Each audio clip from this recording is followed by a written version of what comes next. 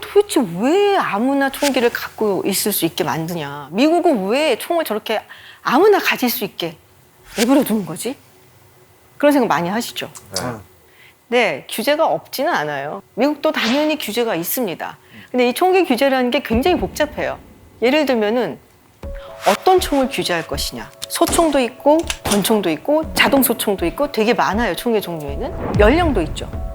몇 살부터 갖게 할 것이냐. 네, 그리고 신원 조회 같은 거를 해볼 때 그러면은 어느 정도 선까지 신원 조회를 해야 되는지.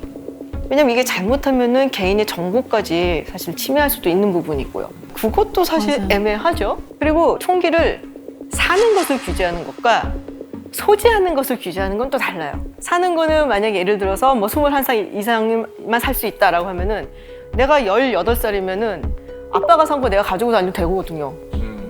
그러니까 이거 소지의 연령을 규제를 할 것인지 아니면은 사는 것의 연령을 규제할 것인지 되게 복잡해요. 그러니까 단순하게 그냥 아무도 못 사! 뭐 이러면 좋은데 근데 그건 안 되니까. 이런 규제들 중에 신원조회법에 대해서 한번 제가 소개를 해드려 볼게요.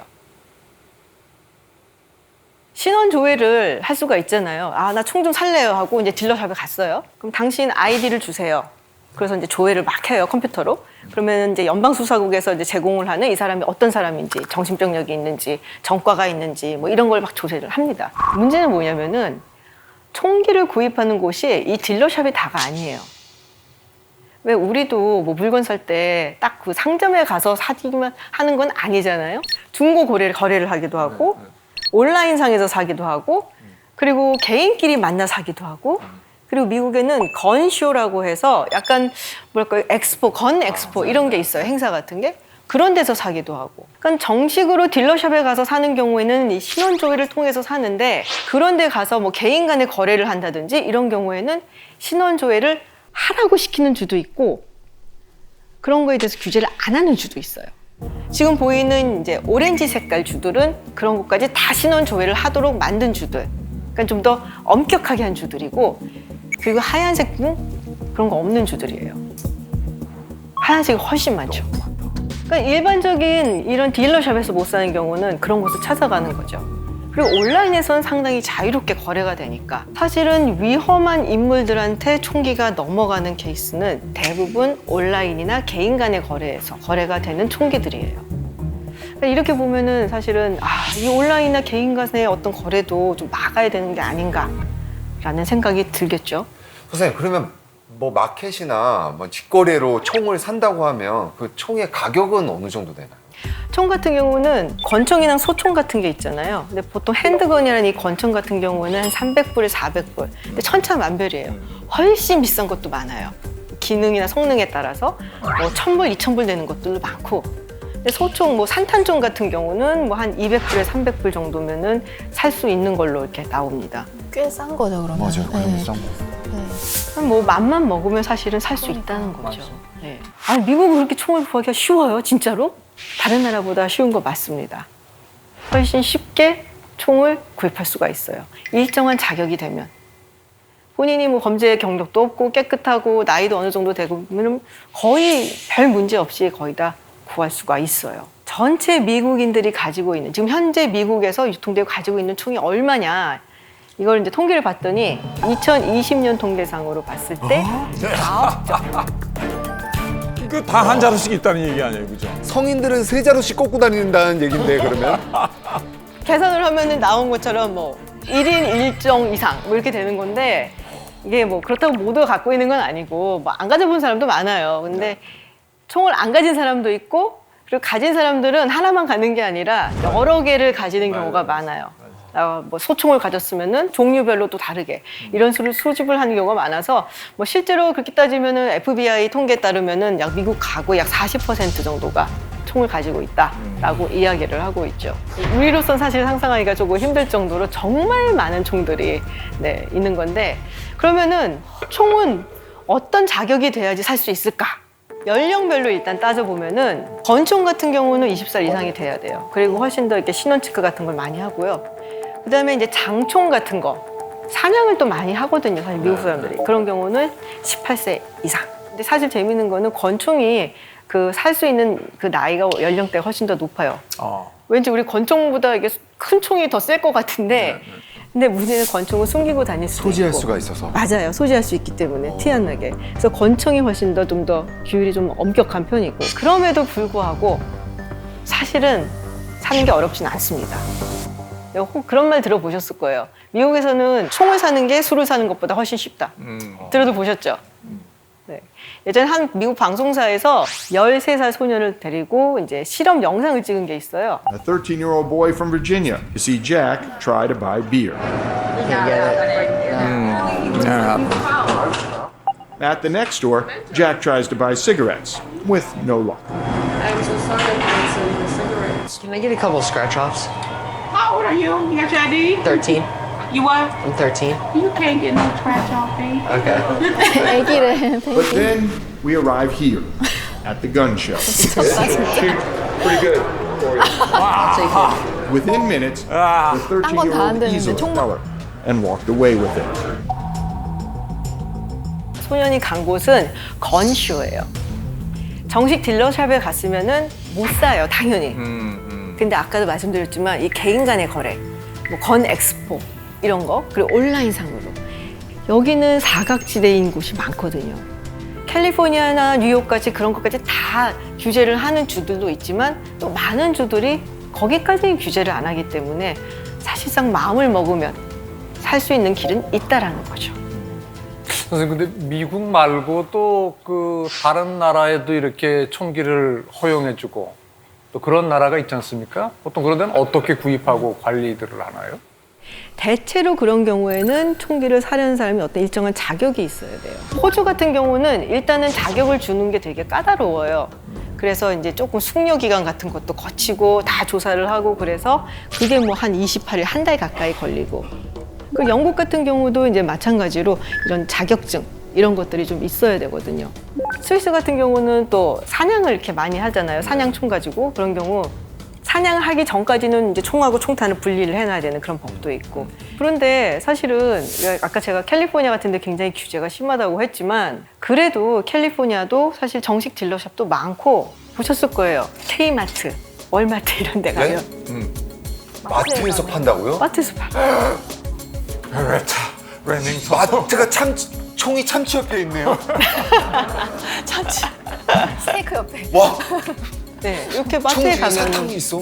이게 하나의 레저처럼 사냥을 하니까 이 레저 용품 파는 곳에 있다든지 저 자리에서 바로 그럼 탄환도 살 수 있는 거예요? 탄환도 살 수 있을 거예요. 제가 알기로는.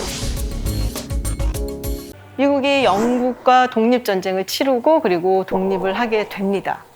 많은 분들이 조금 한국하고 착각을 하시는 게 우리는 막 우리나라 막 해갖고 대한민국 뭐 조선 막 해갖고 독립운동을 하고 그럴 때도 굉장히 막 단일민족적인 생각을 갖고 했잖아요.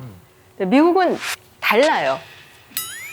그러니까 미국의 공식 이름이 뭐죠? United States. 합중국. United States of America. 그러니까 스테이츠의 연합체인 거잖아요, 사실은. 근데 스테이트이 미국의 어떤 주를 가리키기도 하지만 국가를 밝히. 맞아요. 국가이기도 하죠. 그러니까 독립전쟁을 치를 때만 해도 사실 이 미국이라는 나라가 13개의 식민주들이 이렇게 느슨하게 얽혀 있었던 그런 단체고 다스리고 있었던 건 저 멀리 있었던 영국이었죠. 근데 이게 똑 가버렸잖아요. 건국의 아버지들 생각에 그래도 이 주들을 관장할 수 있는 뭔가 하나 정부는 있어야 되지 않을까라는 생각을 합니다. 근데 얼마만큼의 권한을 이 연방정부한테 주느냐 갖고 싸우기 시작을 해요. 그래서 연방정부의 권한이 커야 된다는 사람들이 연방주의자. 아니다. 연방정부가 커갖고 주정부를 탄압하면 어떡해. 개인의 권리와 자유를 탄압하면 또 어떡해. 이게 왕처럼 되면 어떡해. 하는 사람들은 반연방주의자.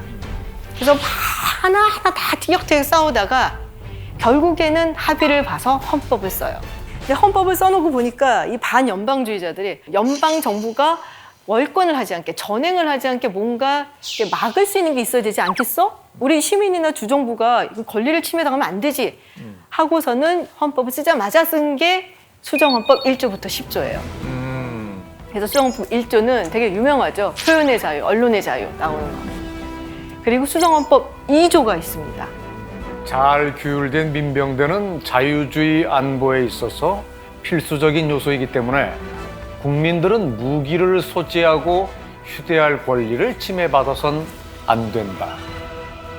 여기서 이제 의미하는 거는 한 두 가지 정도 볼 수 있어요. 그러니까 뭐 민병대 같은 경우 우리의 집과 일터를 지키기 위해서 필요하다, 무장을 해야 된다라는 게 하나 있고요. 두 번째는 정말 실질적인 이유예요. 무기를 가져야 돼요. 제가 예전에 대륙횡단 자동차 여행을 해본 적이 있어요, 친구랑. 처음에 좋은데 중간에 이렇게 갔는데 뭐 네브라스카 뭐 이런 데 지나가는데 정말 길이 끝없이 막 펼쳐져 있고 우리 영화에서 보는 영화에서 보는 거. 그냥 예, 하이웨이 하나만 쫙 있고 맞아요. 매드맥스가 나타날 것만 같은. 근데 제가 그때 든 생각에 와, 여기서 내가 죽어도 아무도 모르겠다. 그러니까. 진짜 그 생각이 들었어요. 그래서 그 순간 제가 사실은 아, 총이 필요할 수 있겠구나 라고 생각을 했었던 순간이에요. 총기가 미국 전역으로 확산이 되는, 정말 가정으로 확산이 되는 계기가 하나 있었어요. 바로 남북전쟁이에요.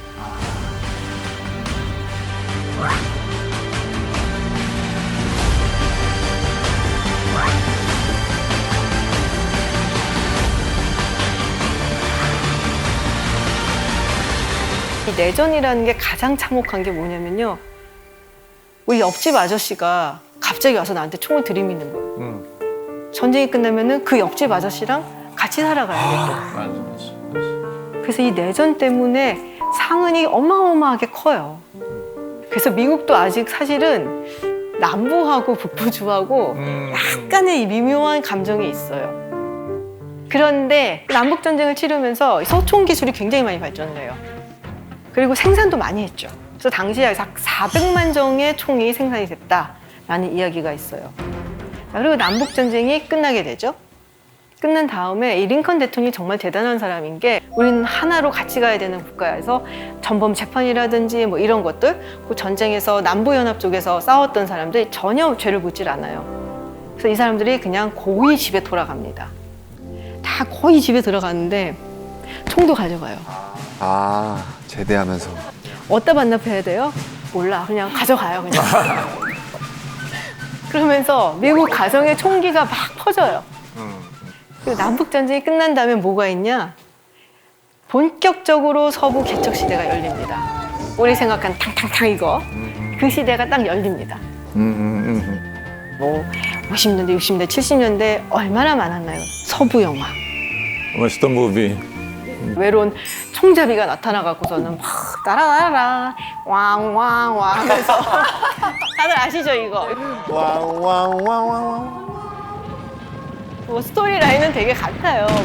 뭐 아메리칸 인디안들하고 카우보이들이 막 한판을 뜬다든지.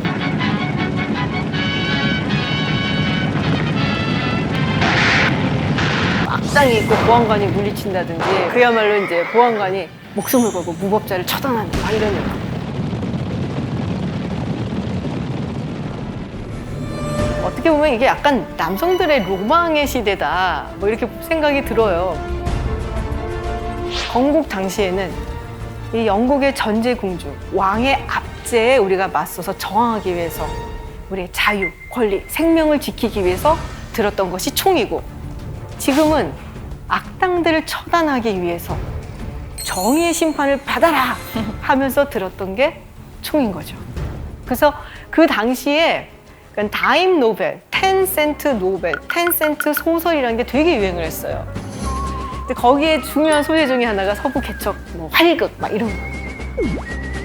거기서 또 이제 뭐 굉장히 유명한 분이 나오게 되죠. 바로 이분입니다.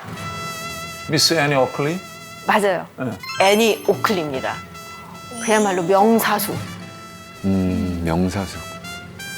어마어마하게 총을 잘 쏘는 여성이었다. 우리 상중님께서는 사격을 해보신 적이 있으시겠죠? 그럼요.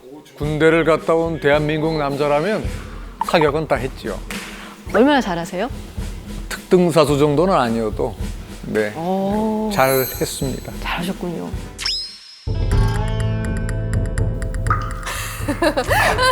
저는 뭐 제 자랑은 아니지만 제가 원래 군생활할 때 소총수였는데 네. 사격 실력을 인정받아서 제대할 땐 기관총 사수로 제대로 했습니다. 오. 뭐 기관총을 쏘면 거의 뭐 만발이었고요. 네.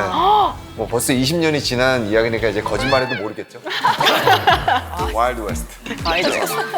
명사수였다라고 말씀을 하셨는데 이 애니 오클리가 얼마나 총을 잘 쐈냐면은 12살 때 다람쥐의 머리를 관통을 했다라는 얘기가 있어요. 카드를 이렇게 톡 던지잖아요. 탁탁탁 해갖고서는 한 5, 6발을 쏴갖고 카드를 쪼개놓을 정도로 그만큼 잘했다라는 거예요. 근데 지금 이제 보시는 이 포스터 보면은 버팔로 빌스 웨스트라고 있잖아요. 이게 이제 1885년부터 웨스턴 활극이라든지 뭐 이런 걸 연극 같은 거라든지 이런 거 해서 애니 오클리가 함께 순회를 다닌 이제 공연이에요.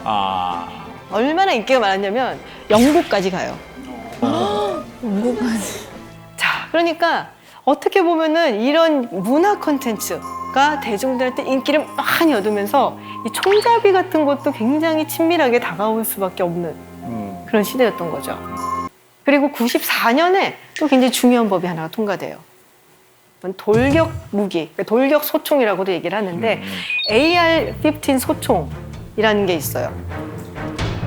근데 이게 너무 성능이 좋으니까 간혹가다 이제 경찰하고 이렇게 좀 뭐랄까요 총격전을 벌인다든지 뭐 이러더라도 경찰이 오히려 이 총기의 성능이 떨어지는 경우가 생기니까 이걸 금지시키는 거예요. 사실 이건 굉장히 강한 법이었는데 그러고 나니까 부작용이 생겨요.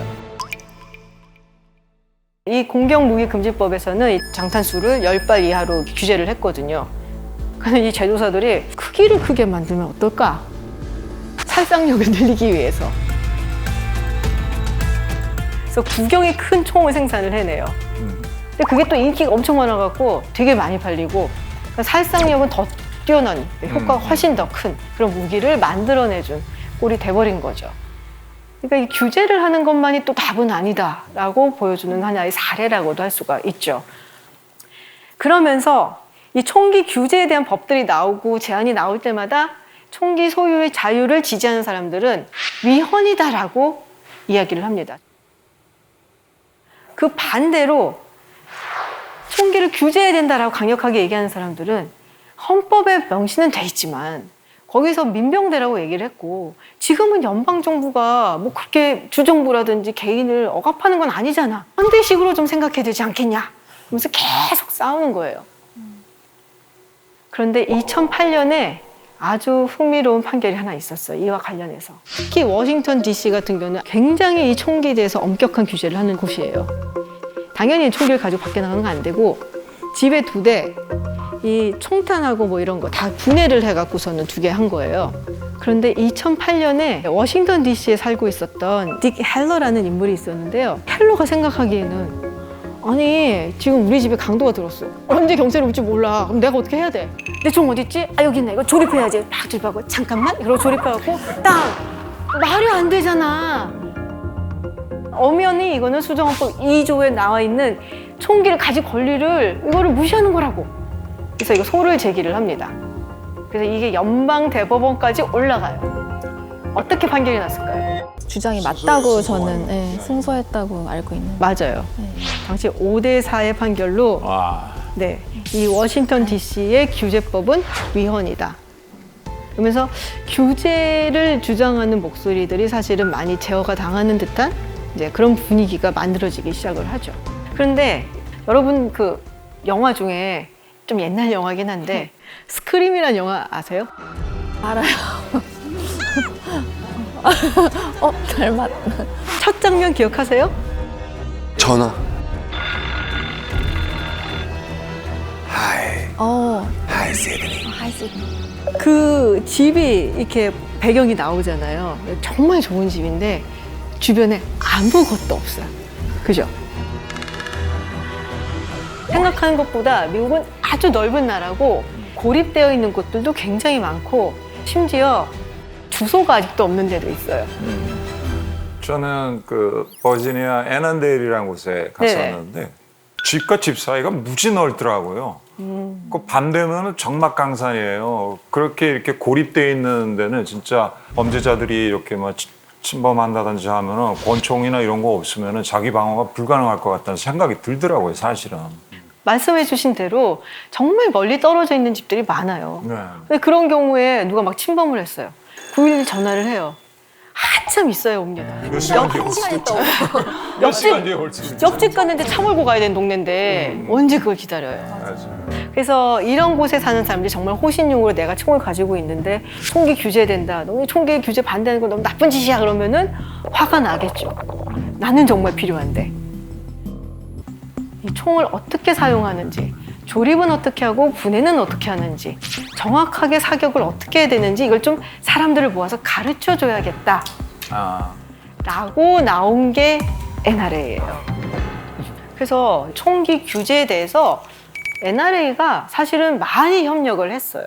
그런데 60년대, 70년대 거치면서 미국의 범죄율이 막 높이 올라가기 시작을 해요. 총격 사건도 많이 일어나고. 그러면서 NRA가 생각이 바뀌기 시작합니다. 첫 번째, 우리를 지키기 위해서, 방어하기 위해서 우리가 총기를 들고 있고 또 가르치고 있는데 이렇게 자꾸 규제가 생기고 나면은 우리도 못 지키는 게 아니야? 라는 생각을 하게 되고, 두 번째, 서운한 거예요. 아니, 지금까지 우리가 얼마나 많이 규제에 협조를 해줬는데 마치 총기를 소유한 사람들을 잠재적 범죄자 취급을 하네. 그게 막 쌓이기 시작을 하는 거죠. 결국에는 1977년 총회에서 이 목소리가 주류로 터져 나오기 시작을 합니다. 우리가 참을 만큼 참았다. 우리가 여태까지 너희들한테 협조해줬는데 이게 뭐냐. 그러면서 NRA가 조금 적극적으로 공격적으로 변해가기 시작을 해요. 많은 사람들이 NRA가 이렇게 막 로비 많이 하고 막 그래서 뭐 의회에다 돈 많이 뿌리고 막 이런다고 얘기들을 하잖아요. 그런데 사실 NRA가 정말로 많이 노력을 쏟는 분야는 선거나 이런 때 누가 우리 편에 있고 누가 저쪽 편에 있는지를 명확하게 구분해서 보여줍니다.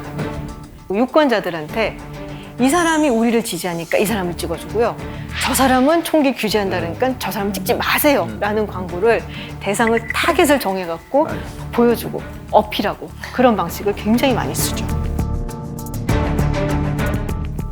근데 아무래도 요새 너무 사고가 많으니까, 그리고 말씀드렸다시피 초등학교에서 이렇게 사고들이 나고 어린아이들이 죽어가니까 이 총기 규제에 대해서 우리가 조금이라도 더 진일보해야 되지 않냐라는 의견이 조금씩 힘을 얻고 있고, 그래서 이제 정말 얼마 전에 이 총기 규제 개정안이 통과가 됐어요. 그래서 바이든 대통령이 이미 서명을 했습니다. 예를 들면은 18세에서 21세 이제 미성년 같은 경우는 범죄 기록을 좀 더 철저하게 제공을 해서 조사를 하고, 그리고 이제 21세 미만의 총기를 구매하려는 사람들에 대해서는 정신 건강 여부 이런 거를 이제 체크를 하는데, 옛날에는 한 3일 정도 기간이었는데 지금은 열흘까지 늘려서 좀 더 여유 있게 볼 수 있도록 하고, 레드 플래그 법이라고 있어요. 흥미로운 사실 중에 하나가 이런 이제 총기 난사 사건을 하는 사람들, 범인들이 사건을 벌이기 전에 누군가한테 얘기를 해요. 인터넷에 올리던지 그러던데. 그런 징조가 있는 사람들이 있어요. 내가 저 초등학교 노리고 있어. 두고 봐. 뭐 이런 식으로. 근데 그런 경우 보고를 하면 그 사람한테서 총기를 압수하도록. 이제 가정폭력 같은 경우 있잖아요. 이제 그런 경우, 옛날에 전과가 있거나 뭐 이런 안 좋은 기록들이 있는 경우는 총기를 뺏는다든지 압수를 한다든지. 근데 문제는 뭐냐면 이런 일련의 레드 플래그 법이 이거 하면은 우리가 인센티브를 줄게.